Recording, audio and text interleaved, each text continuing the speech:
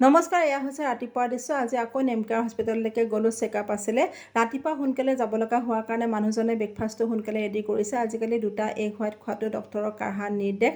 লৈ লৈছে এয়া আম, মৌচুমী এটা, প্লাম আৰু গৰম পানী 1 ফ্লাস্ক। ডক্টৰৰ তাত গ'লে কিমান সময় দেৰি হৈ ক'ব নোৱাৰি, মাজতে খোৱাৰ সময়টো পাৰ হৈ যাব পাৰে। আৰু সকলোখিনি ৰেডি কৰি এয়া আমি যাব ওলাইছোঁ নেমকেয়াৰ হস্পিটেললৈকে। আপোনালোকে বহুতেই সুধি আছিলে মোৰ কি হৈছে, মই আপোনালোকক জনাম বুলিও জনাব পৰা নাই, তাৰ কাৰণে দুখিত।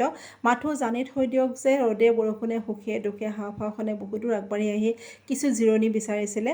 এইকেইদিন বেমাৰ বুলি আচলতে ঘৰৰ মানুহে একো কামেই কৰিব দিয়া নাই। এনেকুৱা কাম নকৰোঁতে চাগে মোৰ কাম কৰা অভ্যাসেই নোহোৱা হৈ যাব। ডক্টৰক দেখুৱালোঁ, ডক্টৰৰ মতে আৰু 2 মাহ পিছতে সঠিককৈ ক'ব পৰা যাব ঠিক হৈছে নে নাই। 2 মাহৰ কাৰণে আকৌ ঔষধ বঢ়াই দিছে। আজি এগালমান ব্লাডৰ টেষ্ট দিছে। মানুহজনে কাউণ্টাৰত গৈ ৰৈ আছে। কি প্ৰাইভেট কি গভৰ্ণমেণ্ট সকলোতে একেই ভিৰ। ডাক্তৰৰ মতে সুস্থ হৈ নুঠিলেও মানসিকভাৱে সদায় শক্তিশালী ছোৱালীজনী আগতকৈ যথেষ্ট সুস্থ হৈছোঁ। ভালে থাকক, বাই বাই।